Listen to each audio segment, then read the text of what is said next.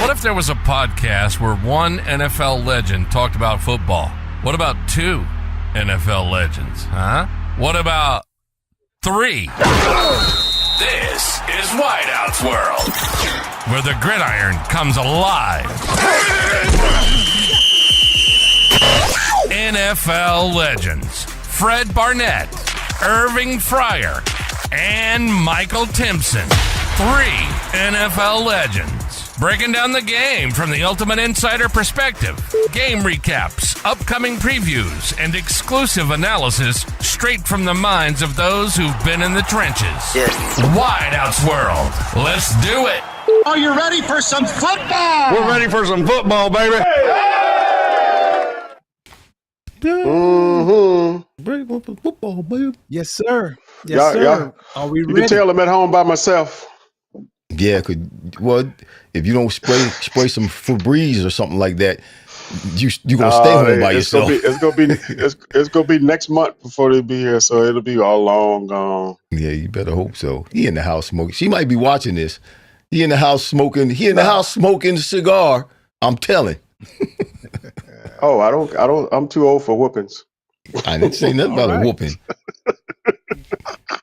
Good evening, ladies and gentlemen. You can get a freeze out. Wide Out World.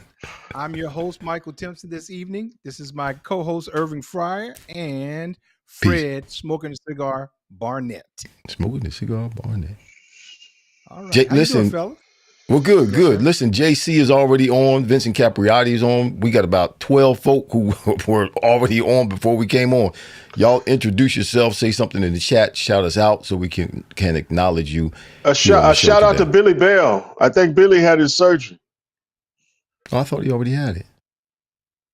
Oh, I saw him with a patch on his face. Yeah, he had it a while on ago. Facebook. He had it a while ago. Oh, I just saw it. Yeah. Well, still shout out to him. He had surgery. Shout out to you, Billy Bell. Week ago. He came out all right. Billy Bell, guys, what's up? It's Super Bowl. It's Super Bowl time, man. You know, it's been a long time coming, but it's here. It's been a long doggone season. Wearing me out. Eagles and the Chiefs. Yeah. How about them Chiefs? So there you go, guys. You starting already. Hey, Mike, let us remind you, Mike, that you are dead last in picks. So he got nothing to lose. He got nothing to lose. Exactly. Let her rip. He got nothing to lose. So let me ask you guys a question. Now, obviously, I got to the playoffs when I was with New England. I've never played in the Super Bowl. Now, Irving, if I'm not mistaken, you're the only one here that's played in the Super Bowl. Mm-hmm. I scored in the Super Bowl too. Don't take my flowers away. We got whooped, but I scored. Nice. My bad. So you guys were playing against the Chicago Bears. Mm-hmm. You lost that game to Refrigerator Perry and the 85 Bears defense. Yeah. How was that experience, just the whole Super Bowl thing as a player? How was that experience for you? Well, you know what, Mike? I'm going to answer that question, but I'm not so sure I'm the right person to ask that question to. Well, you win. You're the only one here that's qualified. Let's move on. But I wasn't. But you know what? I wasn't focused. I was a young. We're not going to hear what you know me from back then. When you came, I was still not focused when you came on the Patriots. So for me, I just wasn't focused at the time. It was different. I think it's different now with NFL players. You know, they want to become an NFL player from the time they're kids. They come into high school and in college, and they have a plan for when they get into the NFL. They've already trained themselves specifically for their position. They already know about the position at that level, whether it's a receiver or a lineman or a defensive back, and they're more focused, at least in my case, than I was. That's not what I'm talking. I'm saying just try to give. But hold on. I'm going somewhere. You going somewhere? Okay. Yeah, I'm gonna get there today. I'm gonna get there today. So because of that, it really, you know, everybody touts it to be a big game, and it's a lot more touted now than it was back then. But I thought we as a team, we put too much into it. We looked at it like it was the Super Bowl. We changed. You know, you hear people talking about, well, it's just another game. You have to treat it like it's just another game. We didn't do that. We changed our whole routine. We changed the daily routines in terms of when we met, how long we practiced, our curfews and all that kind of stuff. We was tight on us, and we were tight. When we finally got into the game, we were tight. And we did not play. I go back and watch that game. I've seen it several times. We made a lot of mistakes in the beginning part of that game that we just didn't make throughout the playoffs. We were a good team. And I think if we had just treated it like everybody says, treat it like it's another game. Keep your regular routine. Don't do anything extra. Don't throw yourself off. I think if we had done that, we probably would have played a better game. We're talking about you. We're talking about you right now. What about me? That's what he asked. He asked, how did you feel about playing that? Yeah, but that's good insight. I kind of get what you're saying. All right, well, let me back up there. Individually, I think he's saying individually and collectively that they did things that they normally didn't do, and it affected them as a team. Ooh. And by the time we came around, we were down by double digits. Oh, really? Okay. And incidentally, that game you said was in New Orleans, right? Yeah, we set a record that game, Mike. We set a record. By what? We got beat the worst in Super Bowl history. We got beat by the most points in the Super Bowl. Yeah, I mean, since then it's been surpassed. How many points? I forget what the score was, but it was 40 something to like maybe 17, something like that. I can't remember the score. Well. We got beat bad. Mike, did you play in the playoff games? Did you play any playoff games, Mike? Yes, we played. I made it to one. We were 12-4 one year when Parcells' second year, and we played against Cleveland. We played against Cleveland. I played in Bernie two playoff games. I played in Detroit here with Ray Rose. As a matter of fact, it was the year before you got here, Irv. Yeah, Ray got coach of the year in New that Orleans. Year. And we played in New Orleans, I think it was 93, 94. And then for me, it was, I mean, of course, not the Super Bowl, but it was like the game went so fast because it's like every play was just, you were so tuned in and focused. And the thing is, I didn't even realize how tired I was. And after the game, when we actually beat New Orleans and then went to Dallas, got our butt kicked. But when that New Orleans game was over, it's like I just almost fainted. I was just so tired, but I was so wired. I was so in the zone, just trying to get it done. It was just, and it was, my first time actually in the playoffs. So, and I had a pretty good game as well too. Caught a couple touchdowns. Obviously, it's a different vibe when you get into the playoffs and certainly the Super Bowl. So here it is, guys. We got some NFL news we need to get into. Didn't much happen. We were kind of expecting this week that we've been off, and they've been in with the Super Bowl. You normally get something that happened with some players, but everybody was pretty tight and right. Everybody kept it clean, so that was good. We didn't have any stories. So the only thing that's on the news that I can think of right now is Myles Garrett saying he wants to be traded, and the Saints job. The Saints job is kind of on hold. And I kind of think I know the reason why that Saints job hasn't been filled yet, because I think there's a person that's coaching that may very well be the front runner. So your thoughts on the Saints job being open and Myles Garrett saying that he wants to be out of there in Cleveland? Well, the Eagles are pursuing Myles Garrett. Yeah, I heard. And what they got to give up though, Irv? I don't know what they have to give up, but if they get him, oh my goodness, with that front line, it'll be lights out.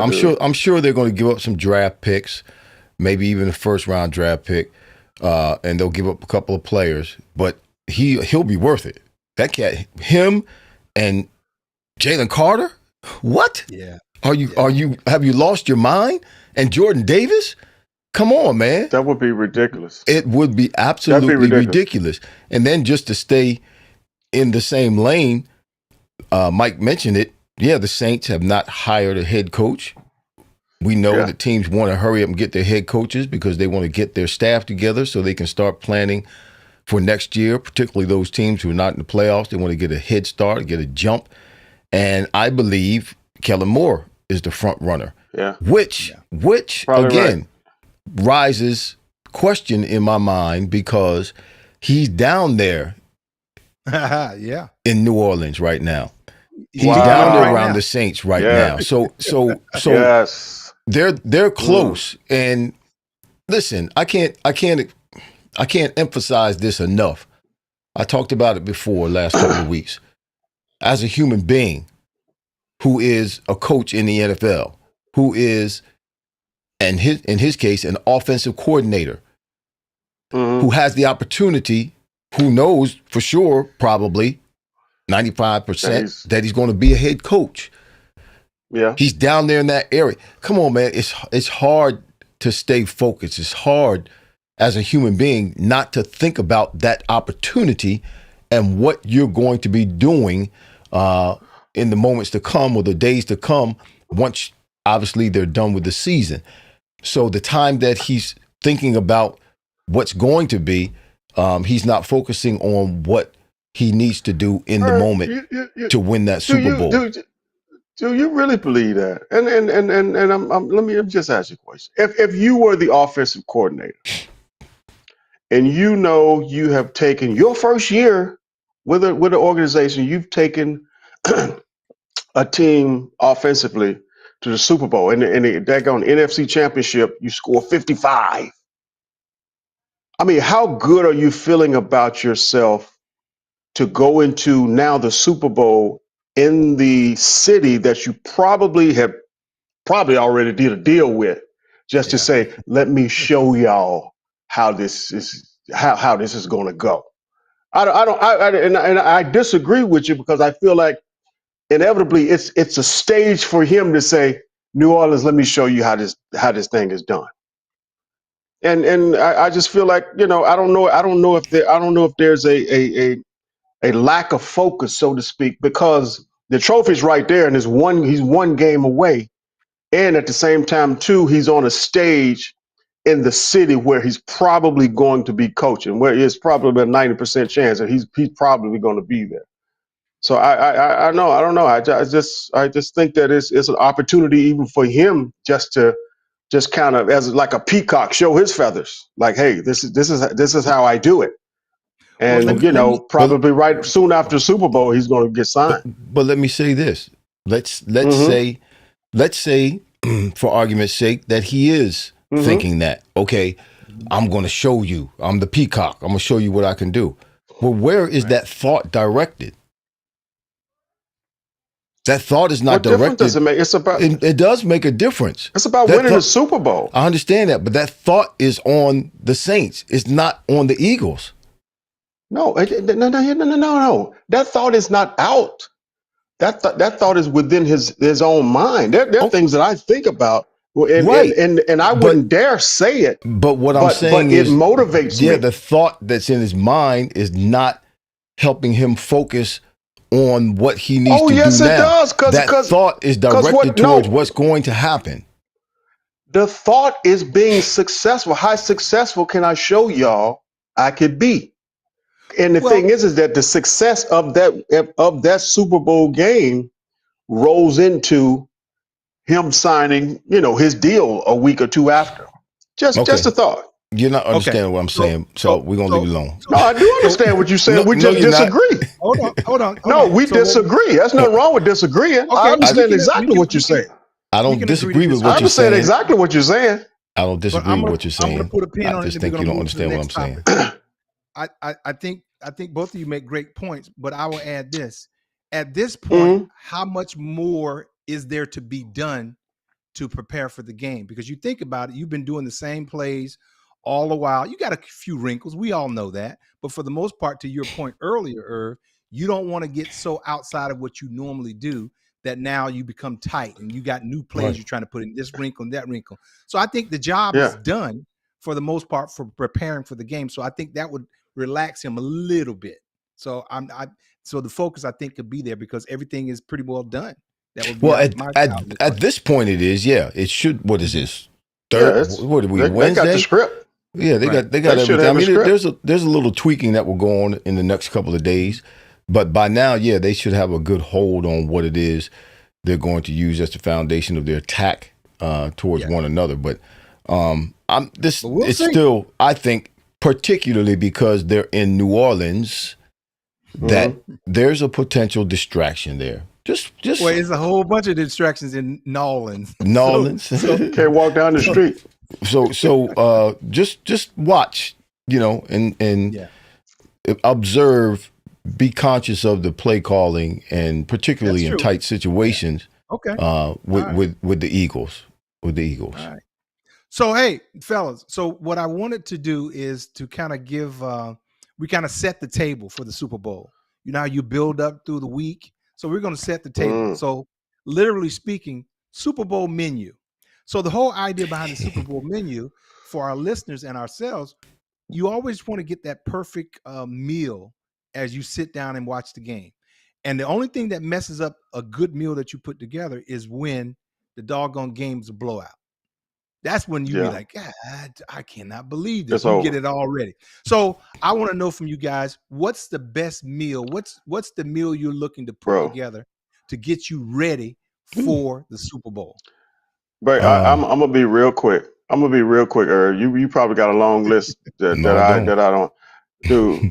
Wings, and more wings. That's it, bro. That's it. Give me all kind of wings with different sauces. Okay. Give me some blue cheese. Give me a bottle of bourbon, and I am gut. Even that bourbon. Hey, Mike, I think we should ask those who are watching. Vincent Capriati, Billy Bell is in the house. JC is in the house. Billy Bell. Holly Golightly is in the house. Eddie Casper is in the house. Who else? My mama's in the house. Tainted Rose is in the house. I said JC. Catherine Mesa, is that how you say that? Massa. Catherine Massa. Bermuda. She's from Bermuda. Okay, Sister Bermuda. All right. They're all in the house. Actually, that's my business partner. That's our business partner. Okay. We should listen, for those of you who are watching. Yeah, for those of you who are watching, what is your best Super Bowl menu? What's your best Super Bowl menu? Throw it in the highlights or throw it in the comments, and we'll look at it, and after we finish saying what we're saying, we'll shout you out. Yeah. What you got, Irv? So my best Super Bowl menu is this. Yes, barbecue wings, pepperoni pizza, and then slow cooked pulled pork on those Hawaiian rolls. Y'all know those Hawaiian rolls? Yes, sir. Good God Almighty. Good God. Those sweet rolls. That slow cooked pulled pork on a Hawaiian roll in there in like a slider. What, man? And then a big glass of Arnold Palmer. Good God. That sounds pretty good, man. Yes, sir. Right, yes, sir. So Arnold Palmer's is lemonade and tea mixed together. Tea. So you guys have no tequila? No tequila, no. Oh, not while I'm eating. So I'm gonna give you the same thing you guys mentioned. You can't go wrong with wings. But I like to put together. There's a 3-bean turkey chili. Oh Lord, that Jesus. I like to put in the crock pot. 3 beans. 3 beans. I forgot you cooked, Mike. I forgot that. Mike cooked. Yeah, and I put that in the crock pot and let it just. What 3 beans? What 3 beans? You remember? What 3 of the beans? Pinto Northern and red beans. So then the last thing, burger sliders. That's some farting going on now, boss. On that Hawaiian bun that you talked about. There you go. That Hawaiian bun. Yes, sir. The little burger sliders. There you go. So that's my menu with some good old iced tea. That's it. There you go. Yeah, Arnold Palmer and a half. Just a half Arnold Palmer. JC said mini cheesesteaks. JC said, she said, and mini cheesesteaks. Mini cheesesteaks. That's not bad. JC said, she said wings, pizza, chips, and dip, and mini cheesesteaks. We didn't mention pizza. Pizza's a go-to. We didn't mention pizza. I said pizza. I said pepperoni pizza. Okay. Yes, sir. We do pizza. I said barbecue wings, pepperoni pizza, and slow cooked pulled pork on those Hawaiian rolls. Yes, sir. Yes, sir. That's pretty good, man. We all hungry right now. So guys and listeners. So what we're gonna do, we're gonna build up and give you our predictions of the Super Bowl as we go along here and kind of go through some things just to set the table. Remember, just say set the table. That's what we're doing, setting the table. Okay. The next thing that we're setting the table for, so you can get ready for the Super Bowl. What is your best? I'm sorry. Eddie Casper, I wanted to shout him out. Eddie Casper says seafood gumbo. Seafood gumbo. Mm-hmm. And thought about that. Mm-hmm. That's interesting. Mm. Okay. Goes with the Super Bowl, New Orleans. You know, Mm. yeah. But everybody can't do that Super Bowl gumbo right. I hope he can, but everybody can't do that right. Seafood gumbo. Seafood. Yeah, no, yeah. You need to know what you're doing for sure. Otherwise, I ain't eating it. Yeah. So here's one, guys. The best Super Bowl commercial of all time. I digress. The best one. Okay. I'm like Shark Tank. I'm out. Okay. I'm gonna give you the first one. Here's three that's jar your memory, but I'm gonna pick. I'll probably remember them. Yeah. Okay. Wendy's. Where's the beef? Remember the old lady. Yeah, the old lady. Oh, that was a Super Bowl commercial. Yeah, that was Super Bowl. Yeah. That was like one of the first. Oh ones. my goodness. The next one was, remember Betty White playing football, and she said, when she ate the Snickers, and she got tackled. That was Betty White. My number one, you guys will love this one. What's up? What's up? Oh, that's right. That was Super Bowl. Yeah. Budweiser commercial. Budweiser, yeah. That went on for years. Yeah, man. Yeah, it's interesting because some of those commercials stuck and they kept rolling them. Yeah. Kept using. Where's the beef? Saying, what's up? Yeah. So those are what's up is my that's my number one pick. So I have one, but my one, it was in 2022. You won't understand it if you have not seen the series Breaking Bad. Have you seen the series Breaking Bad? No. With the zombies or something? No. Oh my gosh. Okay, no. I hadn't. Breaking Bad was a series that also went into a series called Better Call Saul. Breaking Bad was a series, a picture about a high school chemist that turned into a methamphetamine drug dealer. What kind of commercial are you looking at? But listen, it was the same guys in this. But listen, it was a commercial about Pop Corners. It was called Pop Corners. It was a potato chip, and so the guy. What year was this? 2022. You remember the year? 22? Yeah, 2022. Okay. Yeah. The guy that was playing the chemist, the former teacher, he had cancer and he just went into this funk and started making methamphetamine with this guy named Jesse. And they had this bad guy that they dealt with named Tuco. So the chemist and Jesse are in this trailer where they used to do methamphetamine, and Jesse picks up this bag of popcorners, and he says, "Man, these things are going to sell like crazy." So he's talking about methamphetamine like he was in the show, and he goes, "It's been a European commercial, man. What are you killing me, Irv?" And Walter White said, we can't eat our own supply. So I know somebody I can test it with. He goes to Tuco. These are the guys that were actually in the show. And Tuco, anytime he would snort cocaine or that methamphetamine, he would say, tight. And so he eats the chip. He grabs the chip and eats it and says, tight. I am so lost. Y'all have no idea. But that was for me. I gotta look that up. Anybody who's seen Breaking Bad, you know what I'm talking about. That was the best Super Bowl commercial I'd ever seen because it related. It was the guys in the movie, and it was crazy. It was really good. Okay. Y'all so just it was don't the know popcorn in place of the meth. Right. And they just acted it all out. Yeah. But it was called Pop Corners. Pop Corners? Yeah, Pop Corners. Yeah, I didn't see that joint there. No, never heard that one. We got to go YouTube. No pun intended. Look at it, man. Pop Corners 2022. Matter of fact, those of you who are watching right now, pull it up somewhere on another device and watch it. 2022 Pop Corners. Okay. All right. Jesse, Walter White, and Tuco. They go to Tuco. Tuco snatched the bag. He eats one that says tight. Lord have mercy. Okay. All right. Hey, whatever works. Okay. You asked which one was my best Super Bowl commercial. That was the best one. But I hadn't seen that one, so it was hard for me. All right. I don't remember that at all. Remember. All right. So here's a good one. Setting the table. We're setting the table. All right. The best halftime show ever. Bro. The best Super Bowl Ain't but one. halftime show ever. Fred, Ain't but you got to one. have one, Fred. I know Ain't you but got one. one. Man, There ain't but one. Hey, The best. hey, wait, we got the same one there. It has to be. Well, No, I it's don't not. know. We No, may have no, a different one. So I go to the Super Bowl in 92, season 92, 93. Okay. In Pasadena. I think the Cowboys playing the Buffalo. So I'm in the stands, and I'm like, I'm you can rarely impress me. I'm like, yeah, perfect, good job. So Michael Jackson, bros. I see Michael on the jumbotron on one side, his picture, and then he does this, and he pops up on top of the, and I'm like on top of the jumbotron. Oh, I'm that's right. like, He did okay. start there. Yeah, yeah. I'm like, okay, yeah.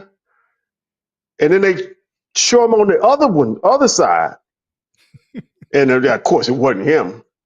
And he does this on the camera, and he pops up there,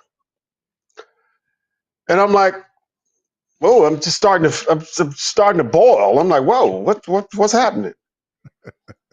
And then he goes away, and then he pops up out of the stage, and I'm not, I'm like, yeah, but I was like, ah! I just started screaming.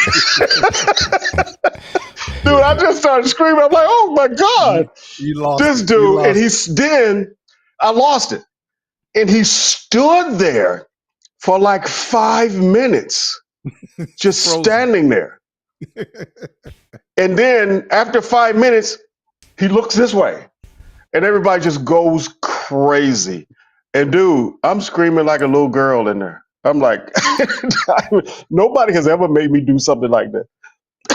And that was actually on the Super Bowl that I went to. MJ did. How about that? Michael Jackson he just blew my mind, man. I mean, the whole just how it was coordinated and how it was done. It was just entertainment at the highest level. All right. Well, you got Irv. That was pretty good. That's a hard one to top, Irv. What you got? Man, you better get out of here. Down in Miami in the rain, Prince. Come on, dog. Ooh. What? That joker, it was raining. It was a downpour. And he was singing Purple Rain. Jesus. Yes, sir. He came out on stage, Doc. He said, the show must go on. It was raining the whole time. He came out, started out with We Will Rock You. And then he went to Let's Go Crazy, started playing his guitar. That's what made him so good. Y'all ever seen any of his shows? That cat, he'd do some old rock and roll. Then he went into some old rock and roll. Then he went into All Along the Watchtower. He sang that. And then he went into Purple Rain. Good God Almighty. With that purple guitar. With that purple guitar. Yes, sir. They had the sheet go up or this cloth go up, and you just saw the silhouette of him behind the cloth playing the guitar. Man, shoot, that cat there, he can sing, he can dance. There's nothing instrumental that he couldn't play. There's no song vocally that he could not sing. Prince, it's tragic that he died. It's also tragic that Michael Jackson died. But I believe, man, Prince was, I mean, you have people in here. What? Bruno Mars and the Red Hot Chili Peppers, Beyonce, Diana Ross, they've all done these shows. Dr. Dre, Snoop Dogg, and Eminem, Mary J. Blige, and 50 Cent, and Kendrick Lamar were together. Usher, was Usher by himself. Aerosmith, Britney Spears. Janet Jackson. Oh, NSYNC, Nelly, Mary J. Blige, they were all together. Bruce Springsteen and the E Street Band. They were together. Madonna was by herself. Lady Gaga by herself. The Rolling Stones by herself. Michael Jackson by herself. Prince was better than all of them, y'all. Prince, watch his stuff and listen to him, man. When he did a concert, he didn't just sing his songs, man. He sang other people's songs and kill it. I mean, absolutely kill it. And his musicianship with the guitar was absolutely epic. It was just epic. Prince. Well, I got a quick story. So we played in Minnesota. I don't know if it's my rookie year or my second year. So we go out to a club, and of course, they don't do that now. So we go out to a club, and somebody said, "Bro, Prince want to meet everybody," and I'm like, "Whoa, what?" Prince was there, And I turn around and I literally turn around and I'm like this. Oh, hey.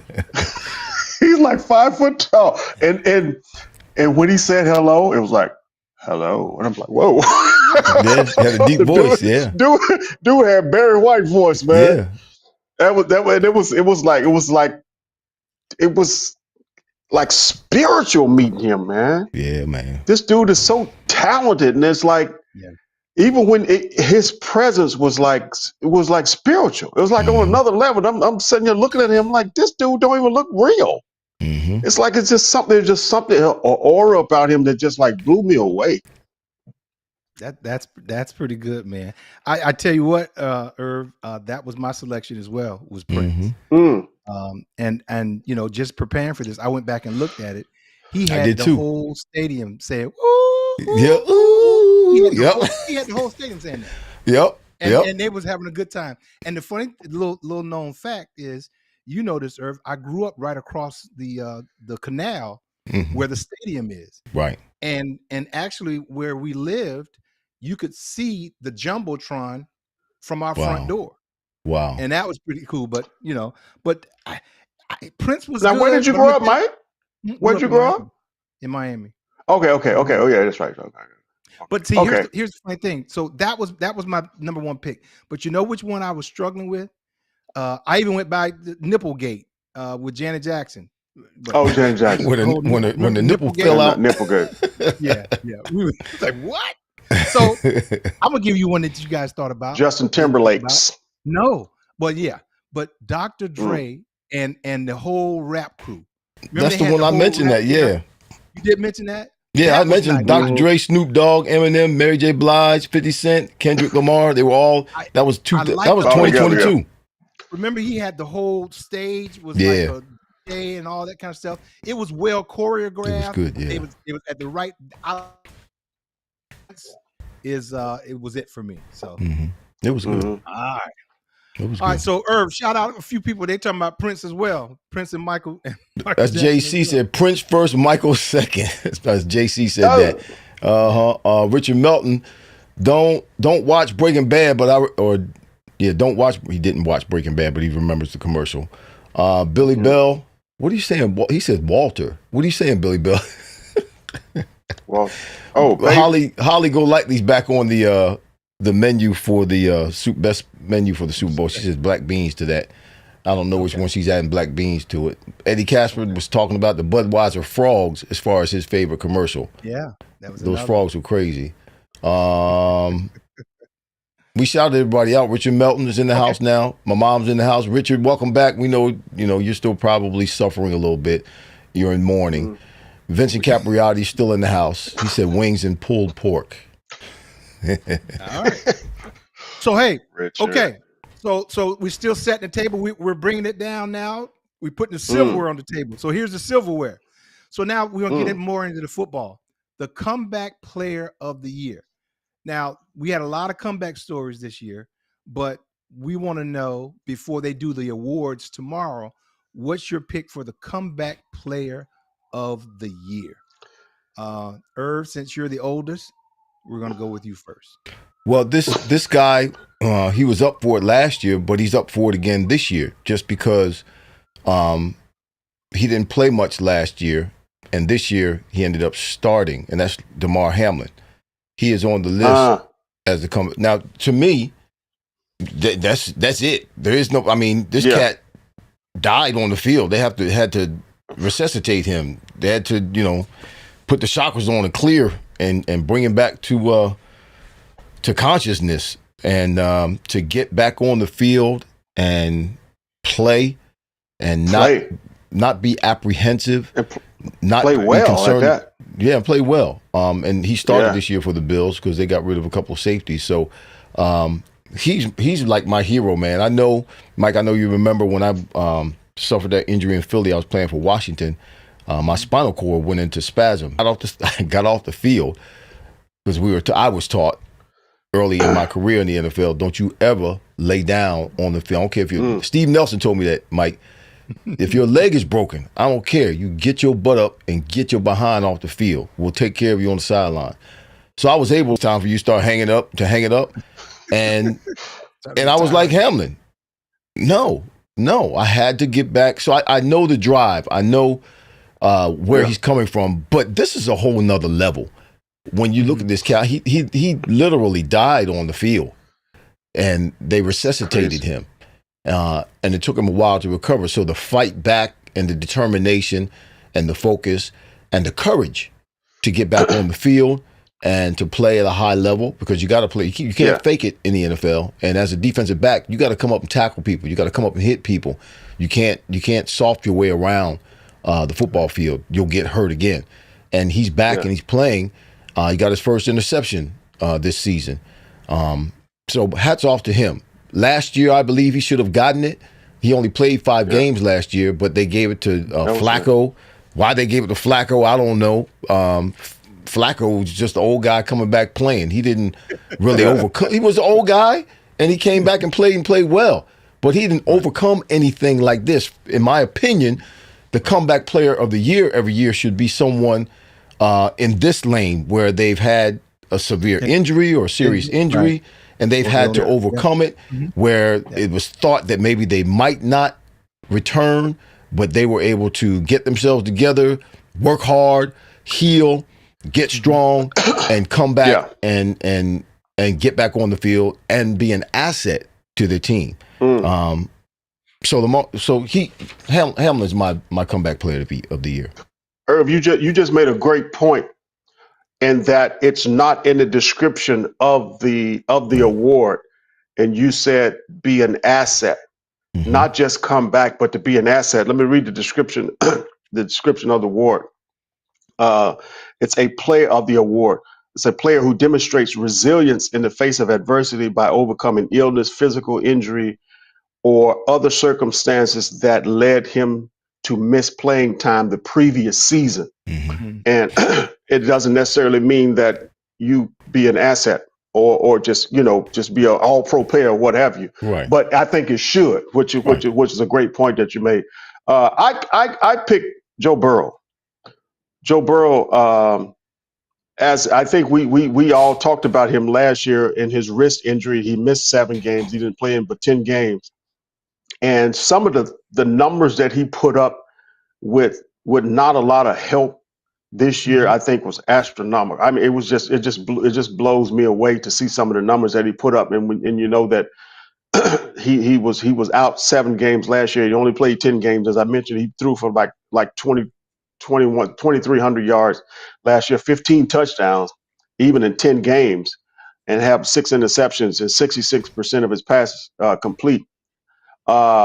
This year, he throws for 49, almost 5,000 yards, 4,900 yards, 43 touchdowns in 17 games, have 9 interceptions, and 70% completion rate.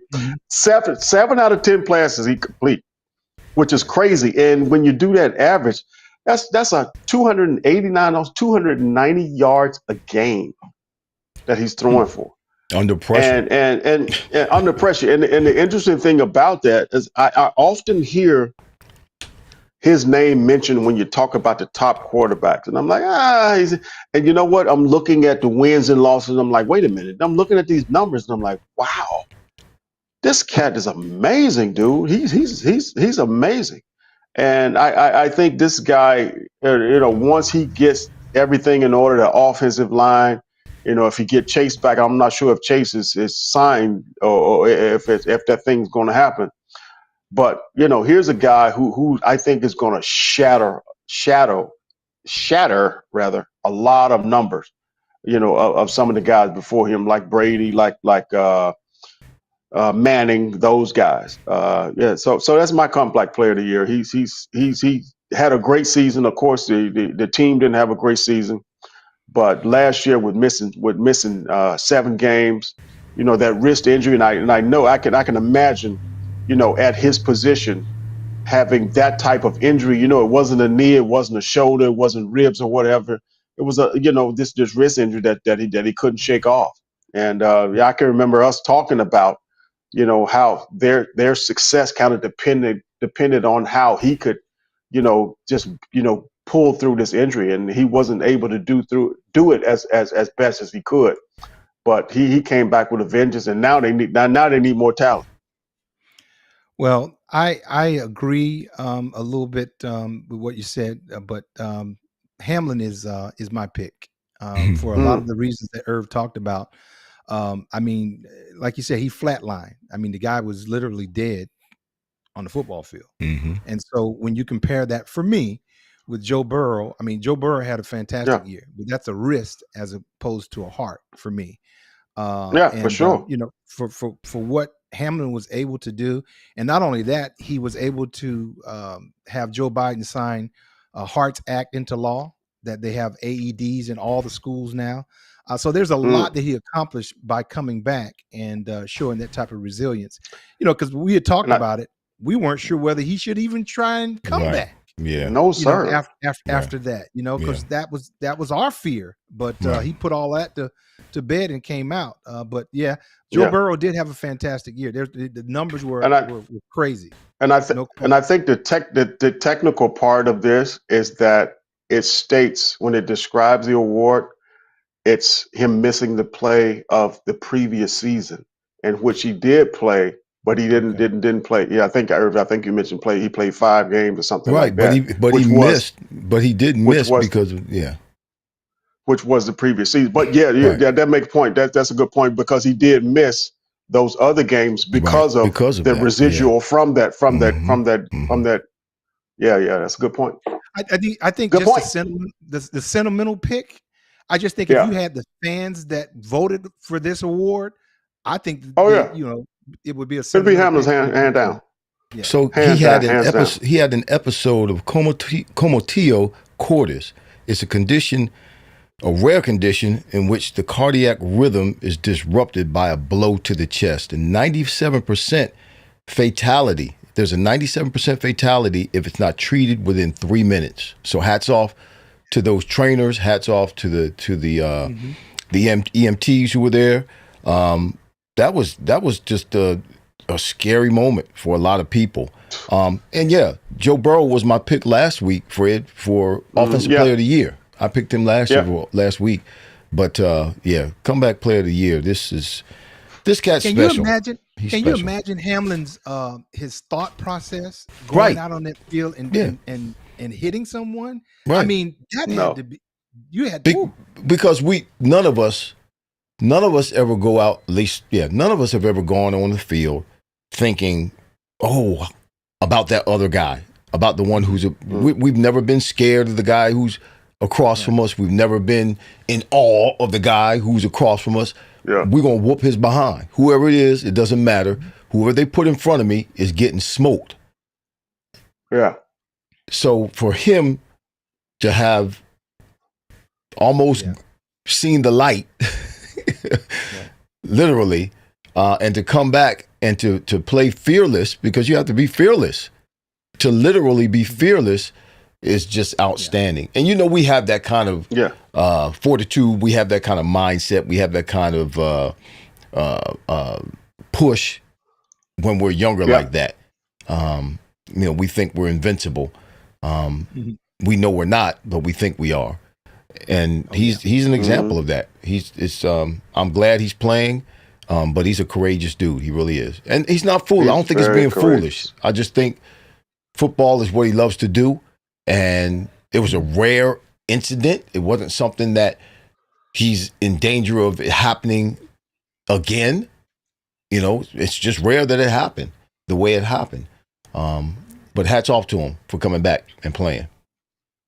All right. Well, we're at that time. We are the main course. The main you course. Ready, Fred? Main course, brother. All right, main our course. Super Bowl predictions. Our Super Bowl predictions. You know, I think I'm gonna start first and go ahead and get mine out of the way, because I know have mercy. Y'all too. I already know what y'all too. I'm gonna go ahead and get mine. Out of the way. All right. So thinking about 49ers. Hold on. That was my pick at the beginning of the year. There's no question. And had it not been for those injuries, they'd have been there, Fred. So you think? Wow. Yeah. All right. So here it is. The Eagles, number 1 defense, KC's offense, very close, sporadic all year. But I got a few questions. I'm wondering how will Philly play if they get behind? I'm concerned about that a little bit. Okay. KC needs a strong run game. I think they need that to balance it. But here's what I'm scared of. That's why I'm scared to pick against Philly. Barkley seems to be on a mission. He's running like his hair on fire. And I just kind of think that he is on such a tear right now. It's hard to pick against him. However, there's some factors here. Of course. Remember last year's Super Bowl? Mahomes, 1 minute and 53 seconds left in regulation. He took Kansas City on an 11-play drive, went 64 yards, and he kicked the field goal, and they got into overtime. Then San Francisco, the same San Francisco you're talking about, Fred, they were up 22-19. Holmes takes his team down 75 yards on 13 plays and converted 4th and 1, 3rd and 1. Yeah. He had a long run. Then he hits McCole Hardman for a 3-yard touchdown, and they win the game 25-22. In addition to that, he finished the game 333 yards, 34-46, 2 TDs, 1 interception, ran for 66 yards, 99.3 passer rating. With a bad ankle. What he did, guys, with a bad ankle.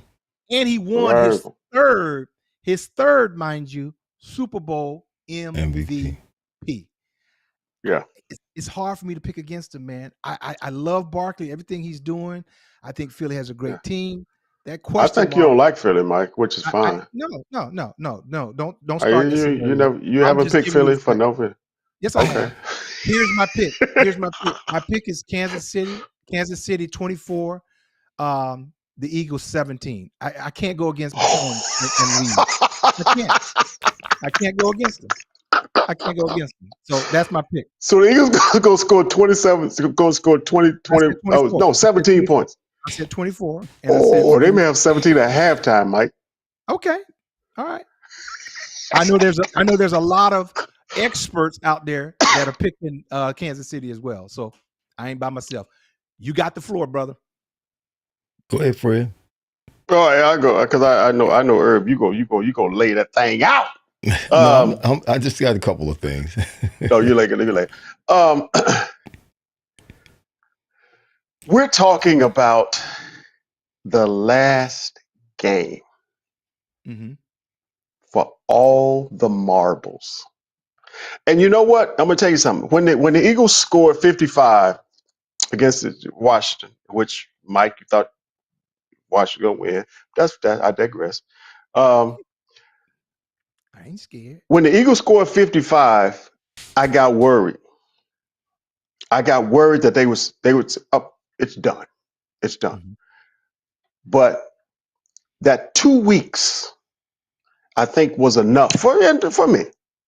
And now let me say this, and I'm, y'all know me. I'm gonna be honest. You got an Eagles shirt on too. Okay. No, I'm gonna be honest. If the Eagles were the worst team in this matchup, I would say that. The Eagles are not the worst team in this matchup.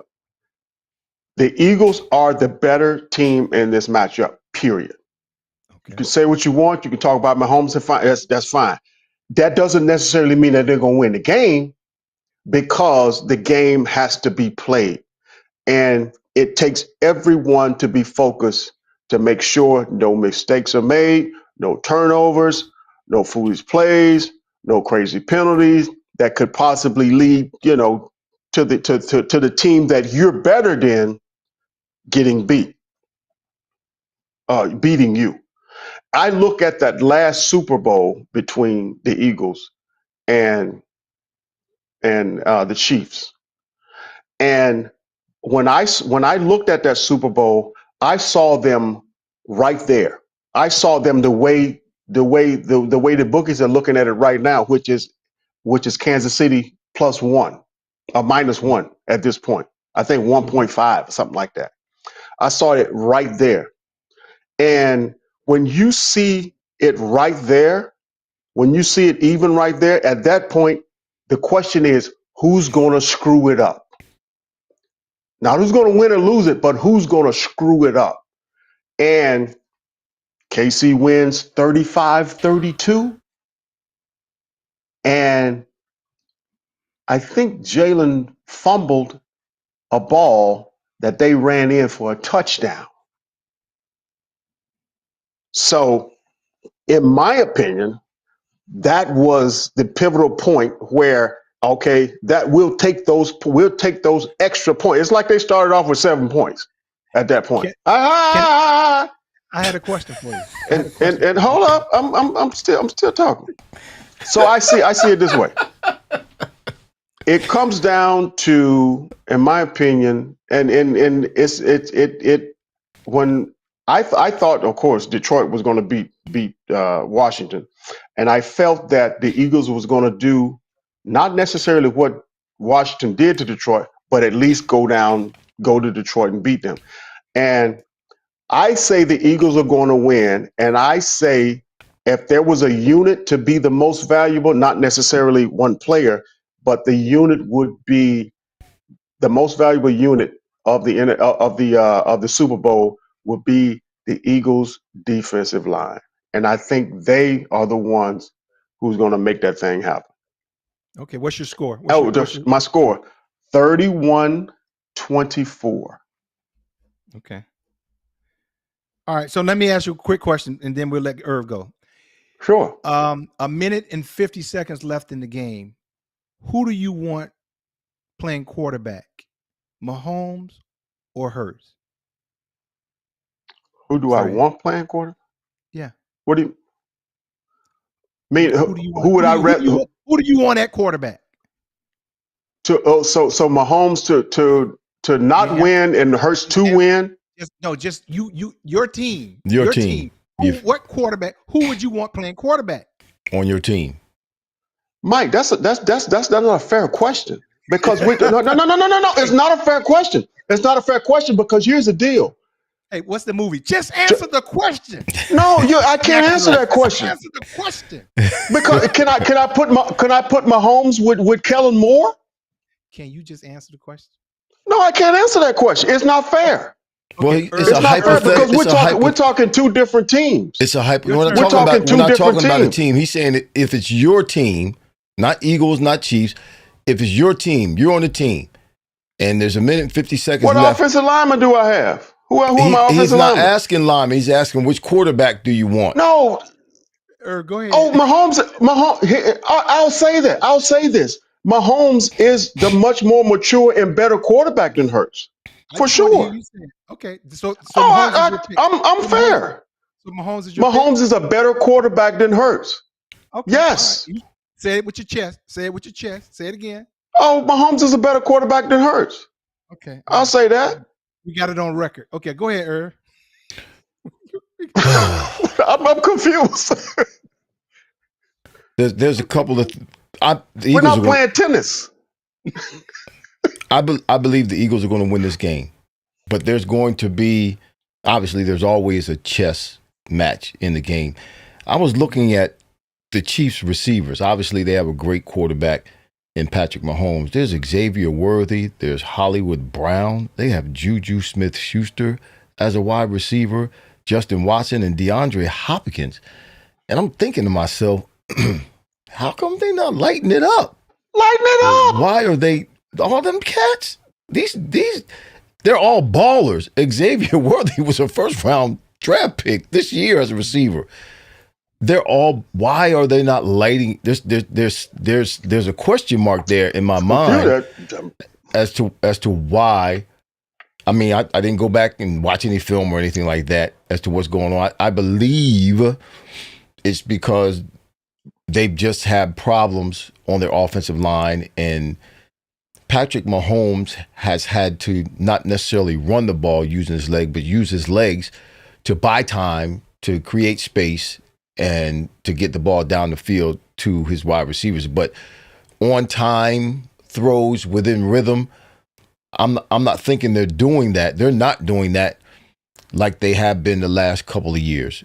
Patrick Mahomes is going to, and those receivers are going to have a challenge this week that they have not had thus far. This defensive backfield, under the tutelage of, or under the leadership of Vic Fangio, man, he's got those cats not just up front playing well. We know Jalen Carter and Jordan Davis; those cats are balling up front.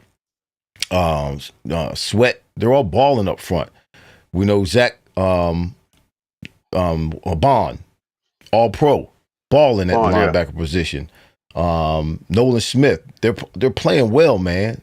But that secondary, when you watch and see the ball snap, those cats are evenly spaced on the field. There's not a lot of wide open spaces or areas for the quarterback to throw the ball. You haven't seen a lot of receivers running wide open this year against that secondary. Young secondary, Quinyon Mitchell, Cooper DeJean, Reed Blankenship, C.J. Gardner-Johnson, Darius Slay balling the last few weeks. He's been really balling, and he's the oldest guy on there. When the ball is caught, bang, they're swarming around. And there's not a whole lot of yards after catch in that secondary. So they're going to be challenged in that area. And I believe because of the push that the Eagles get up front defensively, that because of the coverage, there's going to be some coverage sacks or some coverage hurries or some coverage misfires for Patrick Mahomes and that offense. Now, I spoke last year about how the Chiefs run their offense from a condensed from a condensed line. Their formation is condensed. I forget how many yards it was that I said last year, but when you watch them, you'll see the outside guys rarely outside the numbers. They're usually inside the numbers or on the numbers. They're rarely outside the numbers. And that's the way they like to run their offense because that creates space for them on the outside. Sometimes that works good, but guess what? Sometimes that doesn't work good for you because on the X side, the weak side receiver, there are a lot of defenses when that X side receiver is within 5 yards of the offensive tackle. That's an automatic corner blitz that's going to happen. The Patriots used to do it. Maurice Hurst caught a touchdown on him with that when I was in Miami because when you're on the short side of the field, you're the X receiver and you have a short split. That's an automatic dog for that corner. So the battle between, I say that to say this, the battle between Jalen Hurts and Spagnuolo. You watch Jalen Hurts this year. Jalen is making a lot of changes at the line of scrimmage. There have been quite a few of Saquon Barkley's long runs where you'll see at the beginning of that play, Jalen goes up to the line of scrimmage and he makes a change and then he hands the ball off to the side that he changed the play to. So he changed the play from a bad play to a better play, and then Saquon takes off and makes a long run. So that responsibility the last couple of years, if you remember, when Jason Kelce was there, Jason Kelce was making those calls. He'd come up to the line of scrimmage with the ball at center, and he'd sit up and start pointing the finger and talking to everybody. Jalen wasn't making those decisions. This year, Jalen's making those decisions. But in that, he's doing a good job. And they have to, because I've seen the Eagles run some of those reduced fronts, reduced formations. With Spagnuolo, you got to spread them out. One, you can't reduce the formation, and they can't reduce the formation against the Chiefs because that's going to help them stop the run. Why? You got more people closer to the box. Boxed in. Because a corner or a nickel safety can come down and cover the pass and the run. Why? Because you got it reduced. They got to spread them out to give Saquon, because that's going to be the number one goal for the Chiefs in this game, to stop the run. Saquon. So the way the Eagles give themselves a better chance and give Jalen a better chance to see what's happening pre-snap, spread them out. Then you also see Jalen, which is a great job on Jalen's part. You'll see them run into no huddle every now and then. You'll see them run a play, and then they'll go into a no huddle. Not a hurry-up offense, but a no huddle. Why is he doing that? Because Jalen recognizes a defensive package and personnel that they like to run certain plays against, and he wants to keep that defensive personnel on the field. So they'll go into a no huddle, not a hurry up. to keep that defensive package on the field because they have a certain set of plays they know they can have success against that defensive personnel. Jalen has gotten really good at that, managing this team.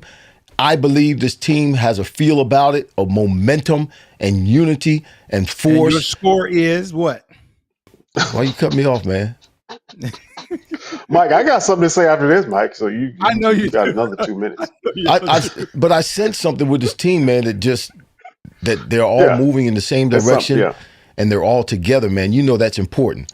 Where they're all on the same page and they all care about one another. It's like a family, man. There's a force behind them that's positive that I just don't think the Chiefs are going to be able to handle. I just don't. They're a great team, the Chiefs, they are. But the Eagles are better this year. Eagles, you know what? The Eagles are going to bust 40 on them. What? Ooh. Yep, 40-21. Ooh. Let me say this too, Mike, and I know you guys see this, and you see this with very experienced quarterbacks. What they do is they do an extended cadence. They go to the line and and what they do that, of course, you guys know this. They get the defense to show what they're going to do. Okay, once you showing me what you're going to do, because you thought I was going to hike the ball at that point, and I didn't. So you're going to stay with that. Now I'm going to change the play because you showed me you're in man, you're in zone, or what have you. And I let me say this, Mike, and I think you'd like this. If I had my druthers, if that's a word, I think I've used that quite a bit, to have Jalen Hurts in the winning drive, to have either Jalen Hurts to win to have a drive to win the game, or have the Eagles defense on the field to stop Mahomes, I would rather see Hurts on the field simply because stopping Mahomes is really kind of trying to stop the referees as well. So Here we go with the referees. Let me just add that. The show done went left. The show done went left. Fred done took the show left. Oh, bro, they every game that Kansas City has is some questionable call. So every game, all of those are factors. every game. That says KC may have the edge. In addition, they're going for 3 doggone straight Super Bowls. True. In addition, you keep forgetting who's the better coach. Who's the better coach? Tell me who's the better Andy coach. Reid. Well, Andy Reid. But Andy Reid don't play. Andy Reid ain't out there playing the game. Don't play. Well, he sure gets a lot of credit, and y'all give him a lot of credit when y'all give him, when you do give him credit. Mike, So you thought the Commanders were going to beat the Eagles. I sure did. They start playing basketball at halftime. I Put up 55. There's Mike. That's my point. There's no way. Why? Because I had one game wrong. There's a lot of people that picked the Washington. You had a lot of game wrong, Mike. You lasted on the picks. Listen, there's no way. There's no way that the Chiefs are going to win this game. There's no way. Okay. All right. Well, the experts have spoken. That's why y'all need to go to Vegas. The experts have said. Because there's a lot of people that's picking Kansas City. So let me ask you this. So who's your MVP? Having said that, who's going to be the MVP of the game? Okay, I'll give you mine. Mine's easy. Mahomes. Okay. Mine's easy. Mahomes. Go ahead. I have to give it to Barkley. Okay. I have to say Barkley too. As we were talking earlier, Mike, you said it seems like he's on a mission. And there have been teams, even the last game, there are teams that drop 8 in the box, 7 in the box, and they still don't stop the run. They still don't stop the run. So, I mean, and when they do that, they put themselves in a vulnerable position. Why? Because now you got A.J. Brown, you got Devontae Smith, you got Dallas Goedert one-on-one with these defensive backs. And here's the deal too. You know one reason that Barkley's so successful? That offensive line is more technical than physical.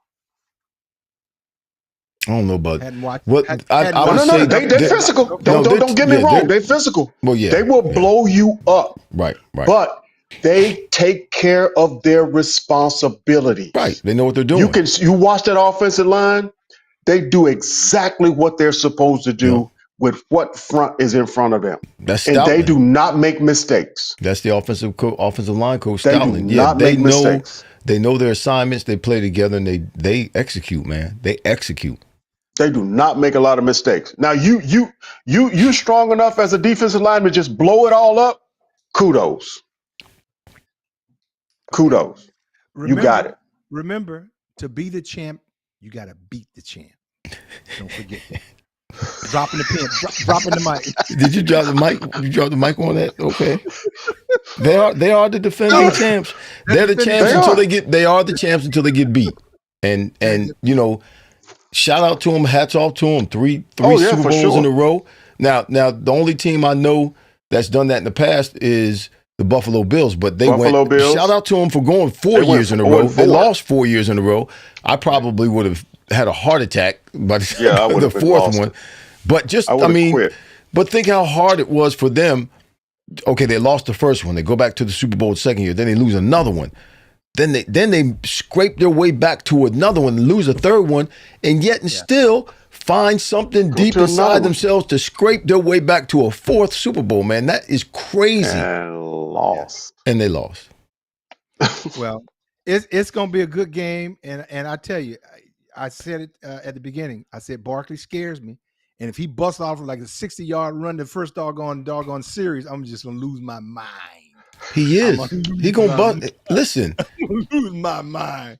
So I just want give me a good game. They're not. KC's going to see something that they haven't seen before this season. Exactly. Okay. They are. All right, fellas. Well, yes, sir. Show, man. Appreciate it. Yes, sir.